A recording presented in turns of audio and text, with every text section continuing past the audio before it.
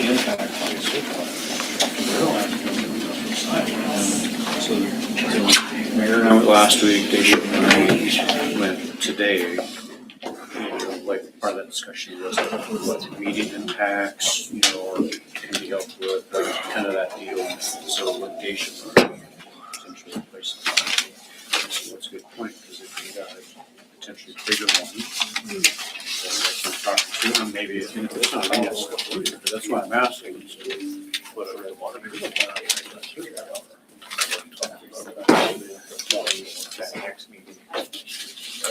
Oh, yeah. I get told that a little more in the future about some of this. Yeah, because we can do that. They got 40 million in trust funds, but that's been interest out of plus all these other. The Evansville Town Council meeting for May 11th, 2026 is now called to order. Mayor Ernie Blackford, Here. Councilmember Daisha Edwards, Here. Councilmember Greg Lustig, Here. Councilmember Alana Vino. Here. Councilmember Chad Edwards. Here. County Attorney Scott Murray. Here. County Engineer Shane Porter. Here. County Treasurer Lexi Erickson. Here. Chief of Police Mike Thompson. Here. Fire Chief Mark Cornett. Here. Public Works Director Dan Corson. Here. County Clerk Janelle Underwood Weston Gleason. I pledge allegiance to the flag of the United States of America and to the republic for which it stands, one nation, under God, indivisible, with liberty and justice for all.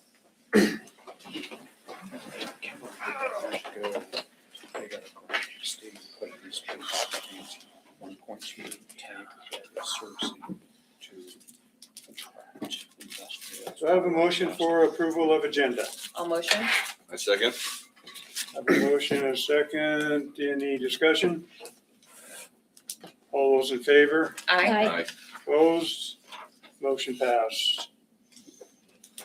We'll now ask for a motion for approval of agenda, the consent of agenda, which consists of approval of minutes for the regular meeting of April 27th and May 4th, 5th, and 6th work sessions, approval of business license, PJWD Energy and LLC and Roadworks Industries, and approval of bills. Do I have a motion? All motion? I'll second. I have a motion and a second. Any discussion? No discussion. All those in favor? Aye. Opposed? Motion carried. We will now open it up for public comments. When you come up, state your name and pertinent information, and you're limited to 5 minutes. Phil Gerke, 644 Eagle Trail. Quick question, because one of my neighbors asked me tonight. There's no water restrictions right now, are there? No. Not yet. Okay, No. because she thought we couldn't water from 10 to 6, and if that would have been the case, then I hope Thompson brought his handcuffs, because I watered about 11 o'clock today, so. Anyway, kind of is what I wanted to talk about a little bit is the ordinance that we're doing on the water restrictions. Just got a few questions. Are those also going to limit commercial use and people that use the water tank facility to fill their tanks up? Are they going to be limited also, or just homeowners? Right now, we don't have any specifics. So that's Okay. one of the things we're going to be working on doing. Right now, we're just basically looking at giving ourselves the ability to put water restrictions in place. Okay, But we have no limitations or restrictions, no details on that at this point. okay. Because part of the problem that I have is that I have spent literally tens of thousands of dollars on my yard. When I bought my house, there was no yard, and I put that in, put the sprinkler system in. We bought bushes and trees, and we spent a lot of money. And if I had to let that go to ground, I would not be a happy camper. But it's, on the other side of the coin, you got people that I got like 3 neighbors that haven't put 10 ounces of water on their yard in the 10 years I've been there. So they haven't been doing anything. In fact, they have been getting better about mowing their weeds down. Let me put it that way. But anyway, I guess the other question I had is how are you going to enforce it? That's part of 'Cause I think looking, you that's need to- part of looking I at the think you need to ordinance. be upfront with that on how that's to be enforced.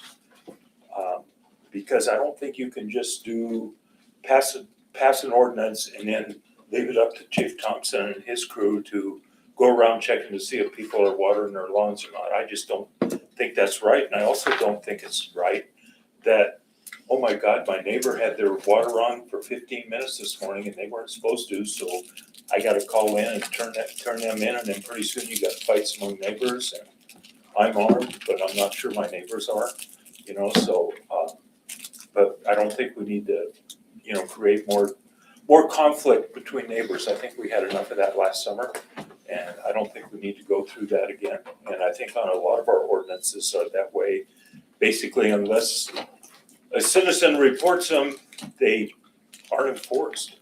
And I just think that needs to be upfront. And then as a solution, okay, I do have a solution.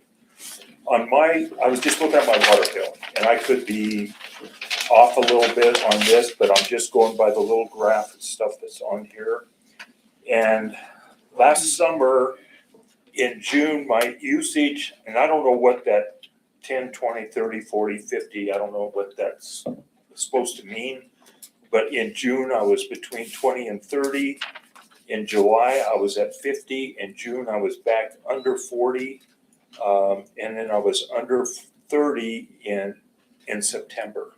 But That's because you've probably turned off your sprinkler system. No, I leave mine on like a long time. No, it's because it wasn't as hot. It was hot in July, so I probably watered more than I did. But here's my point, is that the easier way to me to enforce this is with the water bill. And to come up with some kind of a formula of some kind, and it probably takes a little bit of work, but to come up with some kind of a formula that if you don't stay within your water usage, that you gotta pay a premium. It's just kind of like the commercial companies do for electricity. They pay a higher rate once they get to a certain point. And I think you could do something like that, then Chief Thompson doesn't have to go around enforcing it. We don't have to do that type of thing. And by the same token, if I want to water every day, but I only water for 5 minutes, I'm going to probably use way less water than somebody that waters every other day and waters for 40 minutes. So anyway, I just think that some thought needs to put into this before an ordinance is passed that can't be enforced or won't be enforced, just because it's too cumbersome and it's going to cause too many problems. But I do understand the water restrictions. I drove over Outer Drive the other day, and there isn't one pond up there with water. So we do have a problem. There's no doubt about it. Okay, Thank you, Mr. Gertie. Thank you. Thank you. Thank you. Thanks.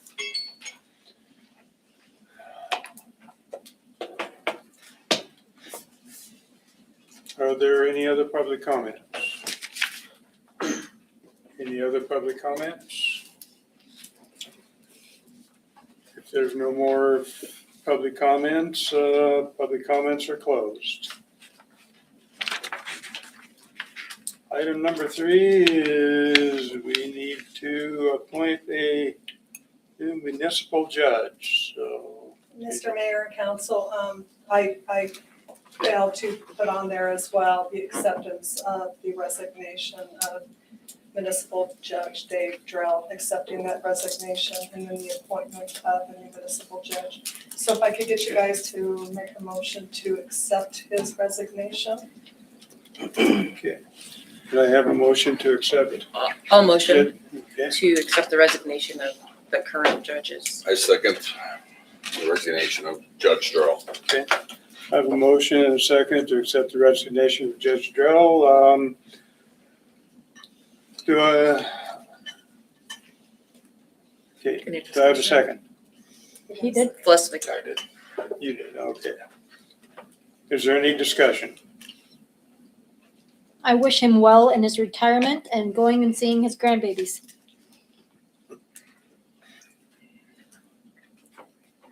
Okay, any further discussion?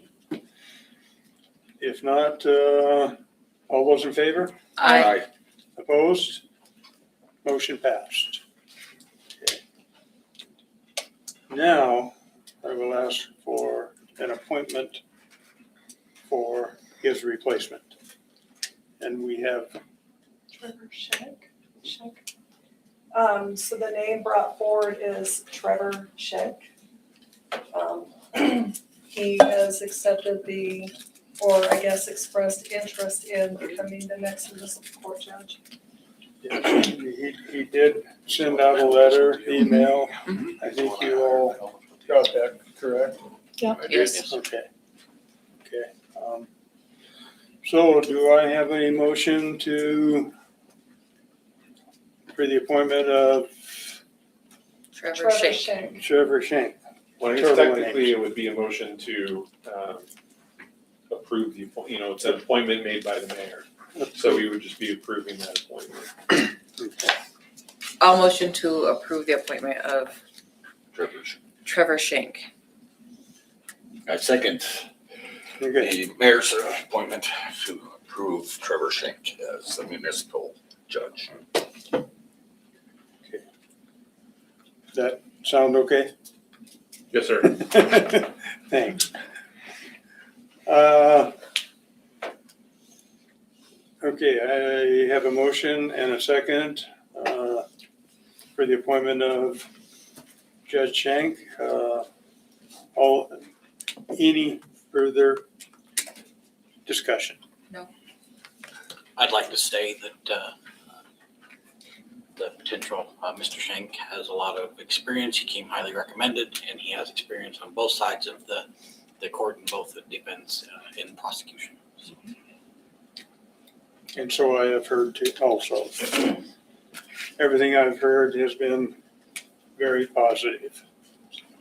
What would be his start date?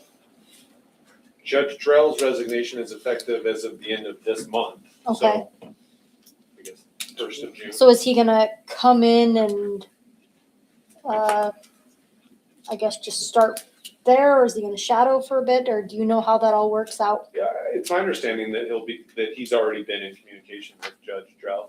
Okay, And so I imagine that there would be a little bit of overlap or some shadowing or something like that.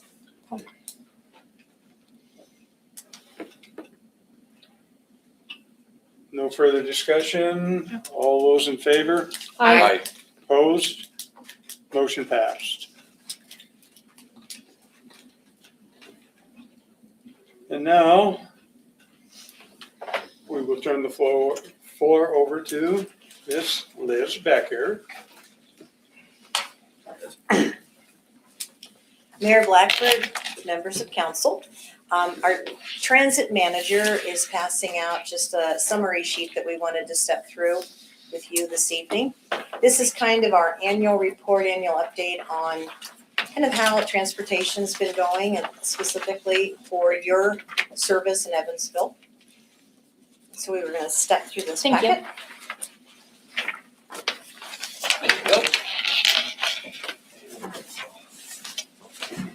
Vern joined our team in October, and he is our transit manager and has hit the ground running, and so we're very, very pleased, and we are fully staffed from a leadership standpoint. Just a little bit to get us kicked off with. Last Friday, while many of you all were probably out at Hell's Half Acre, because I know your mayor was, with the ribbon cutting, we had our 5th anniversary celebration at Casper Area Transit. We had assumed operations and started running this within the city of Casper 5 years ago. And so it was a chance to celebrate how far we had come from the Friday night when we went in there, and to acknowledge the team members who have been with us for 5 years. A lot of the employees have been with us and stuck with us for 5 years, so they got service anniversary certificates. The mayor read a proclamation. We did have a good story coverage in Oil City. We took a team photo out by our rock, And it was a great chance to look back on the 5 years. For the town of Evansville, Robert Llewellyn came. And I was very, very pleased because he has been very responsive when we have issues. We were talking with Dan a little bit earlier with one of your bus shelters. And we just usually will email Robert, and we work with him on the MPO technical committee a lot. And he is very responsive when people unfortunately create accidents that hurt some of these transit assets. So Robert was there for us to acknowledge and to thank also from the representation for the town of Evansville. Speaking of MPO, we exist because we have a metropolitan planning organization. And I shared this last year, but Cheyenne and Casper, with our populations being over 50,000, are entitled to have MPOs. And a metropolitan planning organization is the authority that allows us to have a transit operation in our cities. So we're blessed for that. As far as the MPO goes, we have a technical committee that Robert has sat on with us. It's the engineering mentality on the technical side, as well as Mr. Shane Porter, to represent the technical aspect of projects within the Evansville area that are funded with MPO studies. Then we have a policy committee, MPO policy, that the mayor sits on. So we're always pleased, and we have these every other month to have, again, the representation on what's happening in Evansville. We also have a citizens committee, and I believe right now you have one representative, and we'd love to get another citizen from the town of Evansville to join, and Vern will be sharing a little bit about why here in a few minutes. But we do want to have as much participation so that we are always clued in as to what the needs of your town are. So that's what I wanted to cover on our little list, and I'll turn it over to Vern. All right, well, it's great to see everybody. My name is Vern Tysted. As Liz mentioned, I took over as the transit manager in October, so still trying to get everything sorted out about exactly how the cadence of everything goes.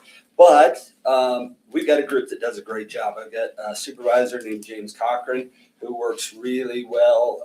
He works with the fleet to make sure it's up and running and everything's going well. We've got two and a half dispatchers, and we get a half we have one part-time dispatcher and 2 full-time. We also got 2 lead drivers, then 12 full-time drivers, and 7 part-time drivers. For you guys, we've got a full-time driver, Wilma Mack, who's been doing this route for quite a while, and then Steve Nelson, who is a part-timer. He covers the afternoons, and they seem to know and get around the town very well and have been doing this for quite a while, those 2. So we're proud of them and what they do. And we've also got 2 administrative assistants. And all of that is to help us make sure we're staying on track with what we need to do with bus service so that your citizens are able to get to where they need to go and do it in a timely and convenient manner. So our annual ridership is right around 160,000 people for the entire operation. We have demand response, which is called assist. People can call and get a ride. That makes up about almost 50,000, 47,500 a year. And then we've got our link, which is what your orange route, our orange route is for the city of Evansville, and it runs just that loop and keeps going in circles all day. We've got about 112,000 riders, or we have in the past year. And if we break that down even further, the ridership for specifically for Evansville is around 7,000. So that's what we're looking at for the number of people that get on and off the bus and take it from here and get to where they need to go. So our budget forecast for fiscal year 27 is the same as fiscal year 26. We're expecting about the same number of riders that we've seen consistently. And we'll have a contract updated with terms of service, time, performance, and compensation dates, as well as the fiscal year 26 invoice, which we've already handed out. A couple of accomplishments that we're pretty proud of. We do have 2 new buses that are going to be coming online. That's part of our transit asset management plan that we work with YDOT with, and it just allows us to cycle through. We try to let the buses make it 7 years. If they can't, they hit 250,000 miles, we will replace them at that time as well. But we have our dedicated fleet that's taking care of all the buses in our fleet and making sure they stay up and running. We do have 2 new vehicles that are going to be coming into play, and Evansville has a replacement scheduled for the fiscal year 28. So we've got 1 more year to make it through, and then the Evansville bus will come up for replacement. There was a fare increase, and I started in October, and that's when the fare increase started, so I don't have a lot of history in terms of the before. What we've seen, but the ridership numbers has not diminished very much, and what has been diminished, the fare adjustment has made up for. So really, it's a net neutral. We haven't really seen anything one way or the other, and that was supposed to be It's okay. Liz. Okay, so I'm just going to keep going then. The MPO studies, here's the big one, and here's what we're really looking for help from a representative from your group or from your town. We have a route analysis that is kicked off. We kicked it off in April, and it is going to entail a lot of making sure that we have the right stops, that we're efficient in your town, that if there's places we need to be and aren't currently going, we would look at that. If there's places that we don't need at all, that there's no ridership, we can adjust that to make it a little more seamless in terms of our delivery of people. So that route analysis is ongoing, and we will have people here at the end of this month, and they will be riding the buses. And so it would be outstanding if someone from your town would like to get on the bus with them and be able to answer questions, have a dialogue back and forth about exactly what they're doing. And we can get you the exact dates for when they're going to be here. But if you could, anybody, and it doesn't have to be one, it could be a couple. But we'd love for you to take part in that just to see exactly what we're looking at. So that's coming up at the end of this month. And then the on-site visits, as I mentioned, planned for May 28th and 29th. And citizens committee participation, there's going to be a survey that will go out to citizens about where the stops are and how often they use the system and all of that. We also have coming up in the middle of June, the Y-Trans State Conference. That'll be here in Casper, June 13th through the 16th. 12th. It's close. It's in that middle of June area, but there'll be representatives from across the state. There'll be FDA, there will be DOT, a lot of folks in town for that. And so if you have any desire to meet with any of them, just let us know and we can make sure we hook that up for you. We also had an opportunity, and this is something that I found very interesting. We met with Homeland Security. They came up from Denver, and they were really concerned about the security of our routes and our buses because those can be used to transport all kinds of things if we're not being careful and watching for it. So they have, unfortunately, that government shutdown and the furloughs impacted them, but they're getting ready to travel again. And so when they come back to the area, be happy to have them meet with your law enforcement folks, and they'll actually go through, they're really concerned about pre-trip and post-trip. So making sure nothing was left on the bus that shouldn't be there, or nothing was on the bus when we start the day. And they go into the fact they'll even do some trials where they'll place things on the bus and then allow the bus to go out and see if the driver caught what was there. So it's really interesting. And as soon as I get word from them exactly when they'll be up, I'll let you guys know and be happy to have you join us in that discussion. Let's see. And I am also the representative of the Council of People with Disabilities. I go to that meeting once a month. And so we're making sure that there's representation within our group for that group of people. And we're making sure we're doing what we need to for them. So that is all I've got. Perfect, thank you. Yeah. I know in the packet, we included a copy of the press release that we sent out last week, just for you all to look through and look at some of the accomplishments over the last 5 years. We've really begun to look a lot more at technology, with the ability to have these scanned passes so that the data immediately feeds into our transit reporting data system to FTA. It also allows us to not require with these passes passengers to always have the exact amount of cash. They can pre-buy passes they're scanned, and with our door-to-door folks, the drivers recognize them. So it's a matter of just kind of having a pre-scheduled trip, and all they have to do on their onboard tablet is check and say, Ernie got on, without Ernie having to have any form of documentation. So it's simplified a lot for our passengers not to be dragging a lot of identification, because as Vern indicated, we know who our passengers are. And I think that's the beauty of being in a smaller environment. The last page of your packet is in fact, I believe, depends on how I stapled these, sorry, is again the recap of the estimated cost for the operation in the town of Evansville. And again, this is based off of your fixed route, the orange route. And what we've done again is to estimate that we have, similar to last year, the 8.3 hours spent in the town of Evansville per day. We have 5 days a week. We have 12-hour work days, but we also recognize that when the orange route leaves the town of Evansville, we take that amount of time out of Casper, and we're only logging the amount of time that the bus spends in the town of Evansville for the day. We went through, we look at what our holidays are on a monthly basis, and these are the city of Casper holidays. And depending if we're closed for the full day, or if we do a split shift and close around the noon hour, which we always have press releases. We're sending out one tomorrow about Memorial Day, for instance. We will be closed. So we estimate, again, the number of days that we're operational. And this is based off of, again, last year's data. And moving forward, we'll be updating this with the 2026, 2027. But as Vern already indicated, we are not taking the amount up from last year.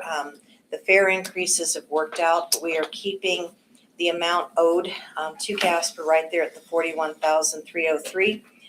The Black Cat grant is the piece that YDOT covers with the grant that we apply to them for.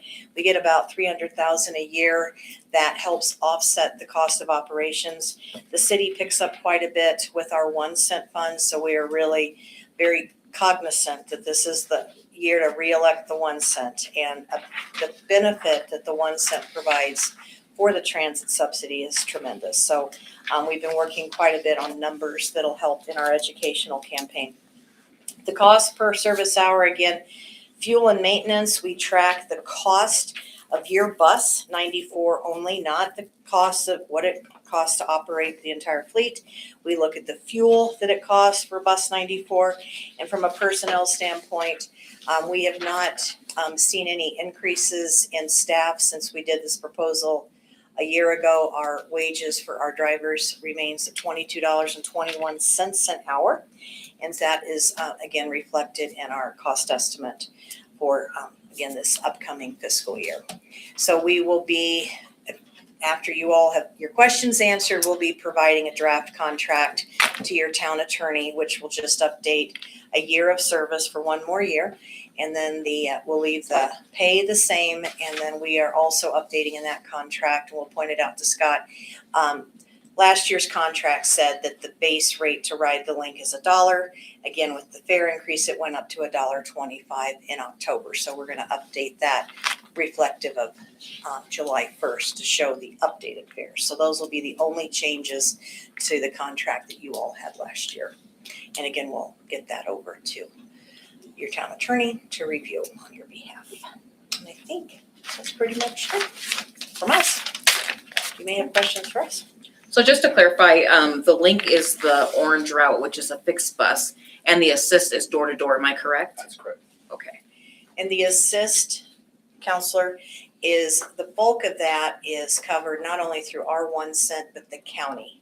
The county pays the largest portion for the assist that serves all the municipalities. So as you all have your own link route, as does Mills, and then bar none and the county cover for the assist services along with the 1 cent. So you don't have that cost coming to you all. It's just purely the link service. And then do you guys still offer the I think it's like an application for people that are indigent or needing some help with their bus fares? Yep. Correct? Yep, we do. We sure do. Yeah, there's an application process you can Correct. go through. They provide documentation and then we get them in the system. We also have the paratransit, which is ADA, and that involves a completely different set of information that we need. But For confidentiality. yeah, for confidentiality. And it's- our orange route as well as Assist, they are all ADA compliant, correct? Correct. Thank you.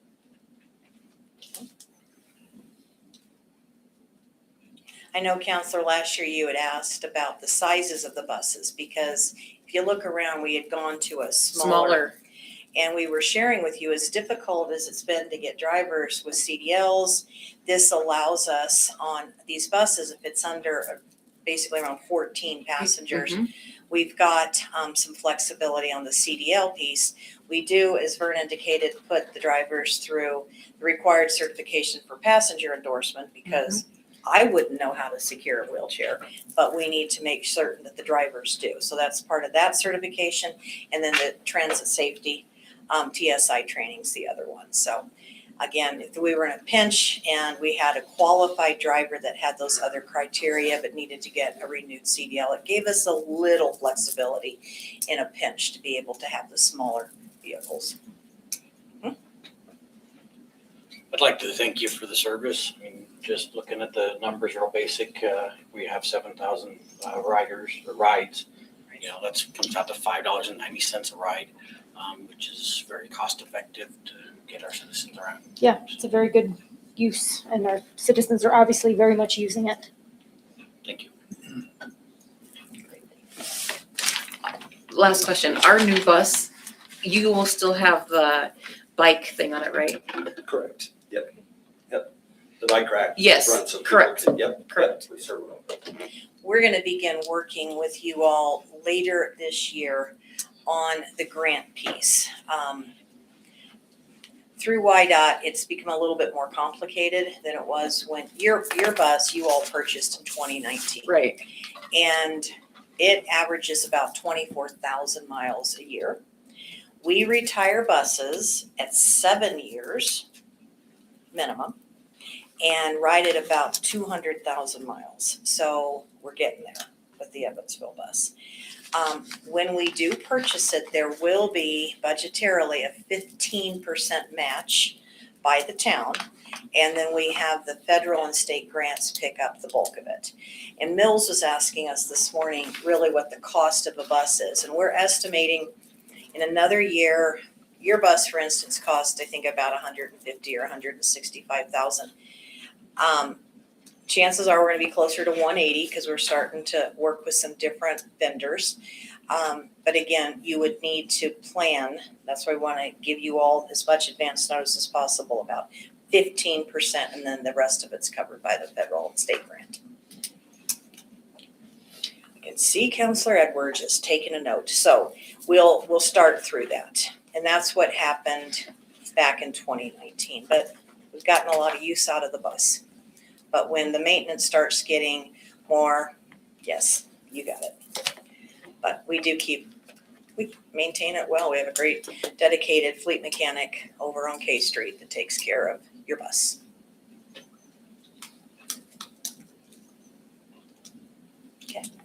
Thank you.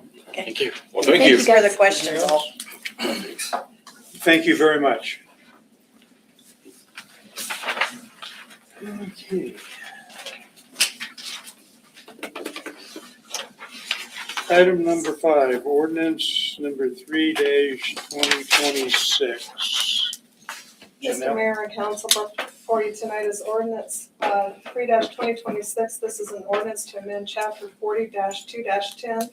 This is an ordinance that is replacing the very old ordinance that is in place where it talks about the water restrictions, but it doesn't define what those water restrictions would look like. In conversation with the mayor on the need for the water conservation tips, I've been asked to put together an ordinance that would define, a little clearer water restrictions.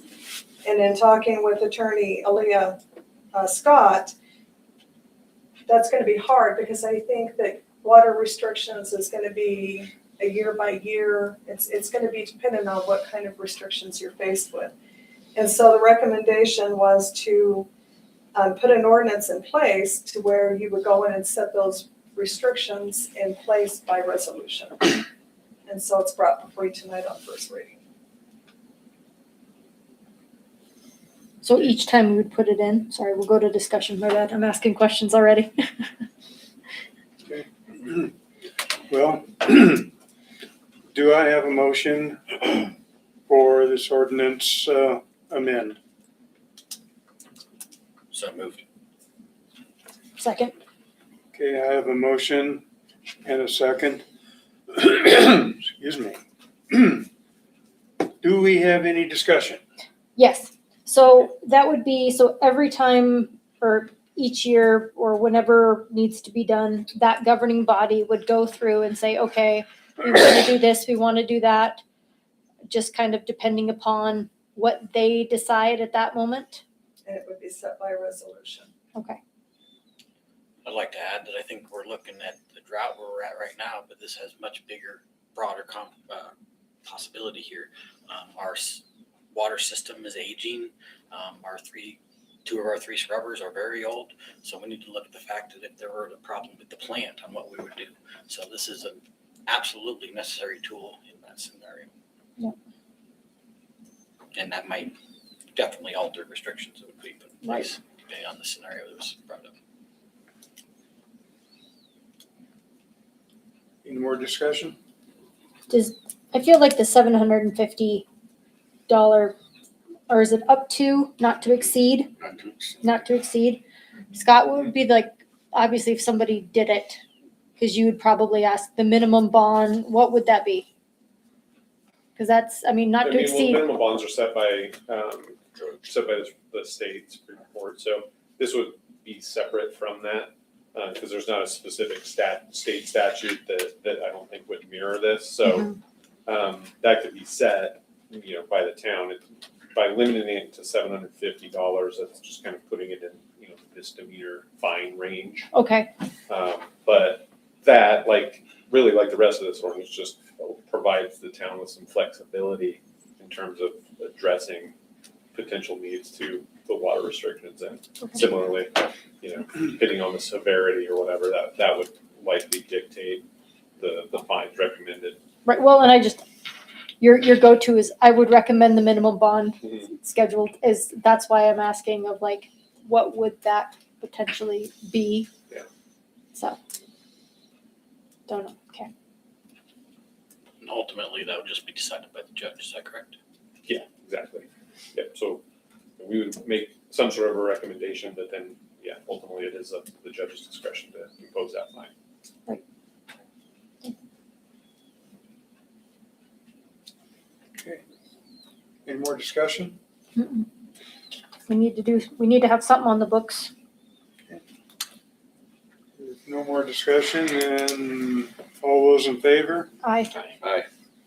Opposed? Motion passed. Okay, number 6, ordinance number 4-2026, visionary franchise agreement.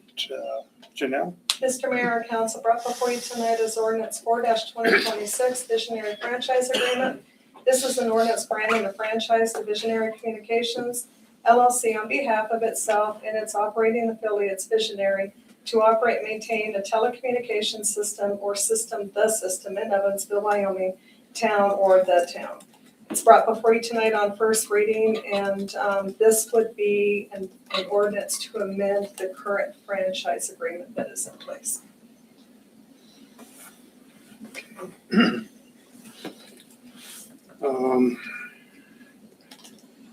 Okay, do I have a motion for the visionary franchise agreement amendment? I move. Okay, I have a motion. Do I have a second? I'll second. Okay, I have a motion and a second. Is there any discussion? Who currently, is there one that we're currently in right now? Yes, There's a temporary use agreement. With right now. them? Right.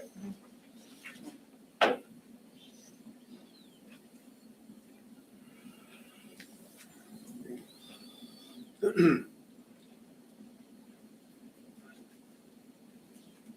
guess the question I have on that is, we're making an amendment to the existing one, but what's that amendment consist of? Well, I guess we should clarify, it's not amending an existing franchise agreement.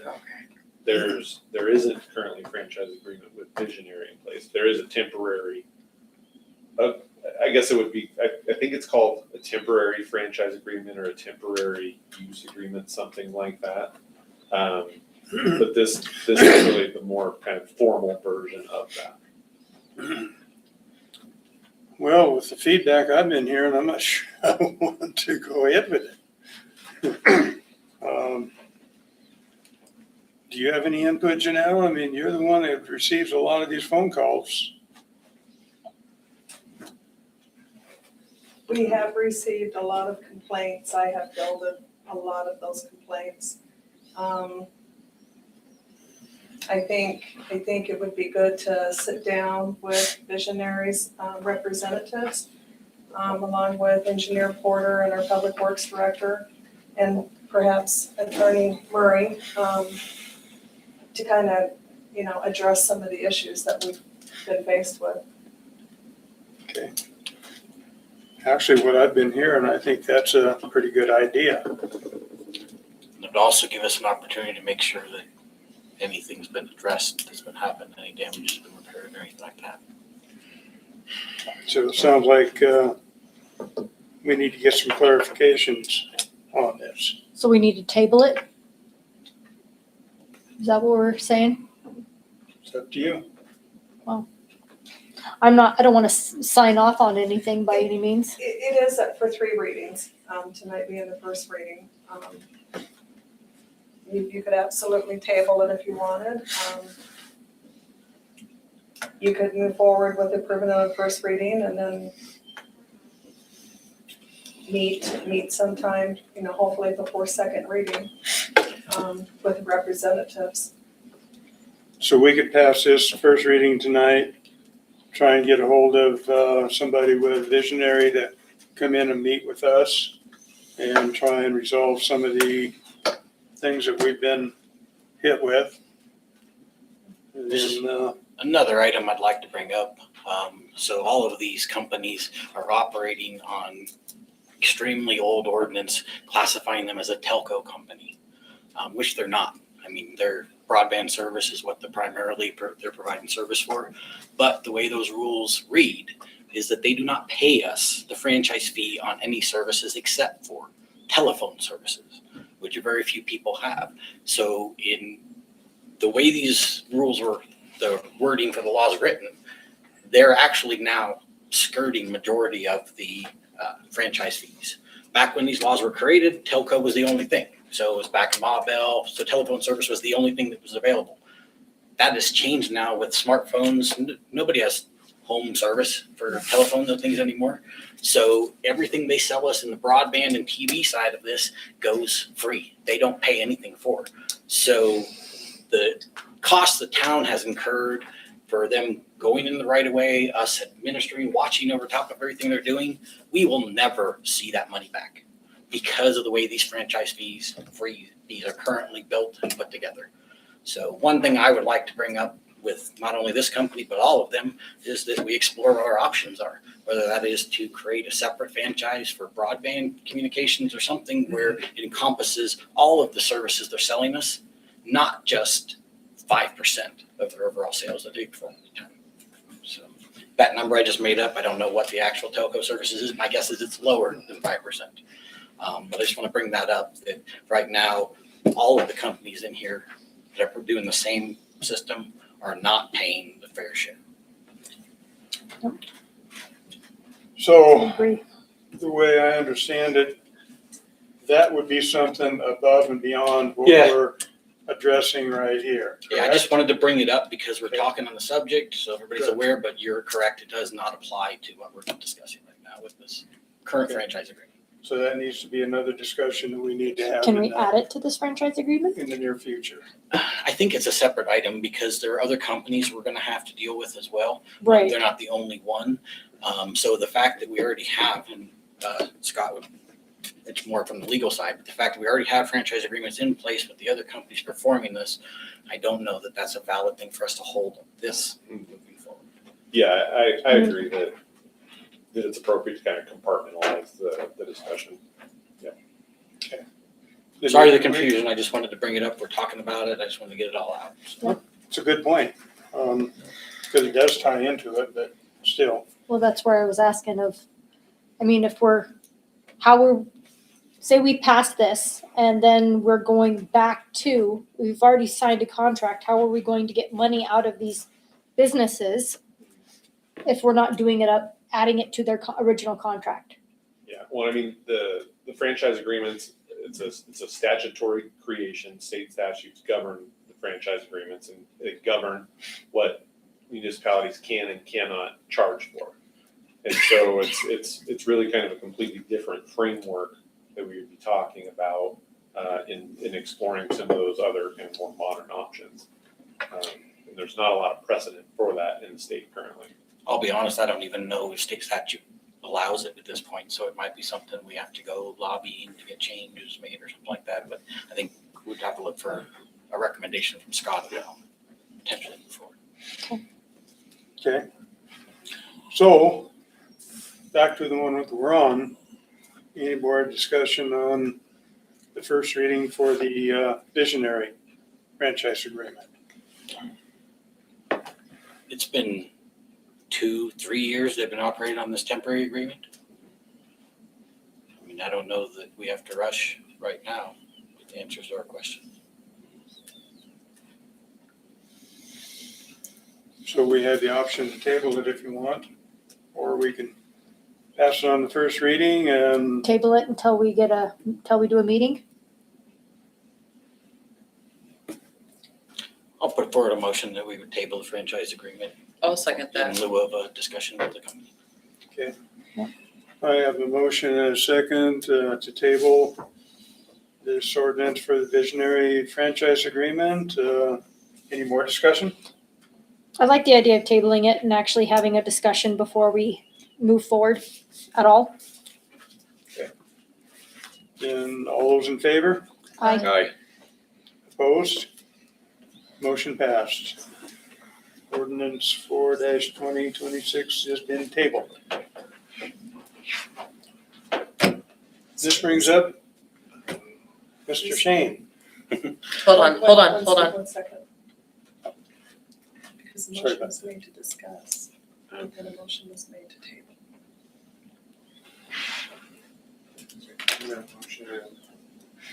So So, yeah, I guess call that we for a just need vote to, to die, that we die. or to clarify that original motion by way of being tabled is passed.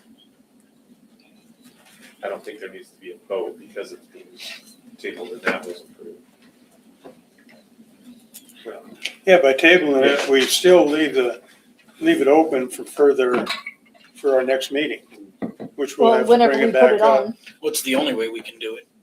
Because if we don't vote to discuss it in the beginning, there's no discussion, so there's nothing to table at that point. So this is the only way I see we can move forward. But not necessarily the next meeting, it's whenever we put it back on the agenda. Exactly. Okay. Right.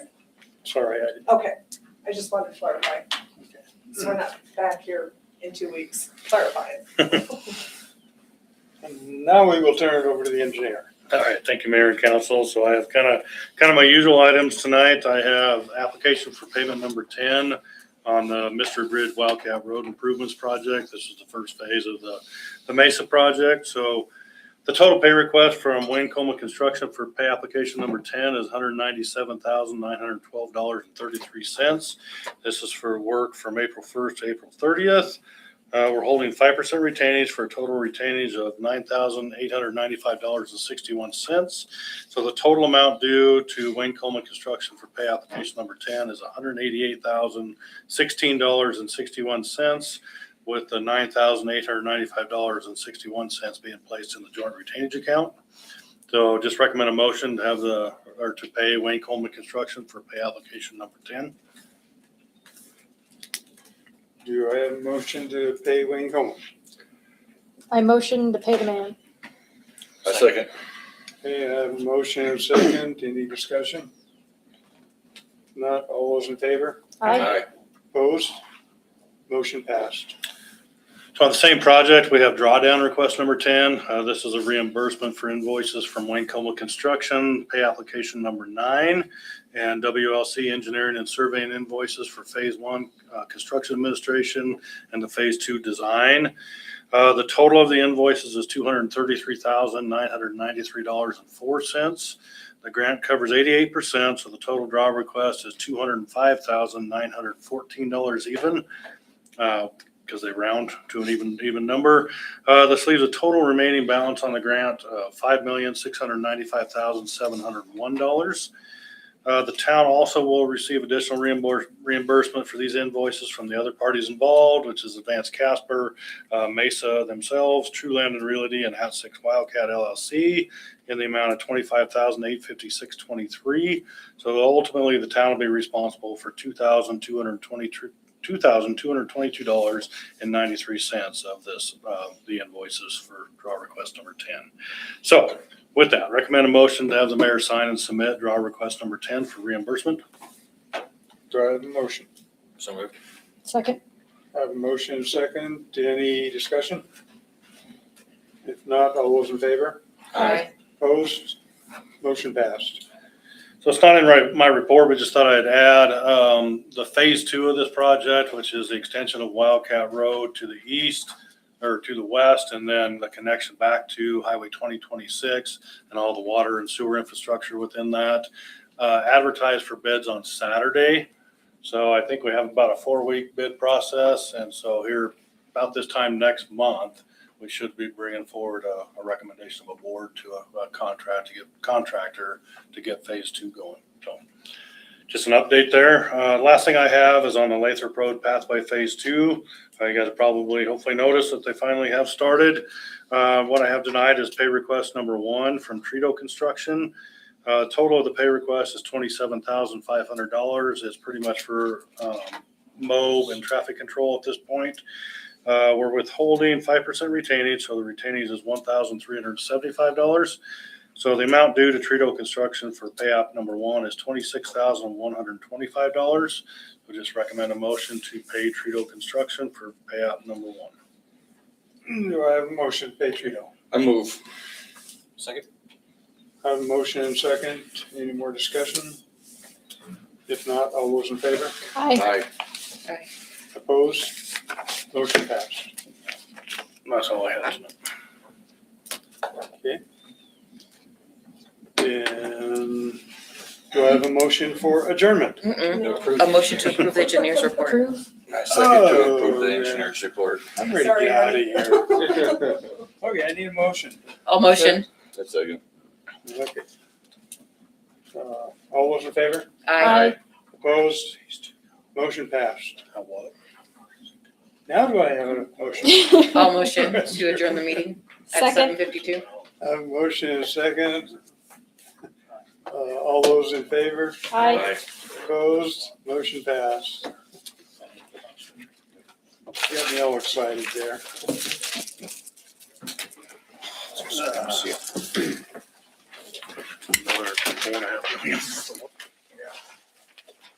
Work? I got an email back from, oops. You want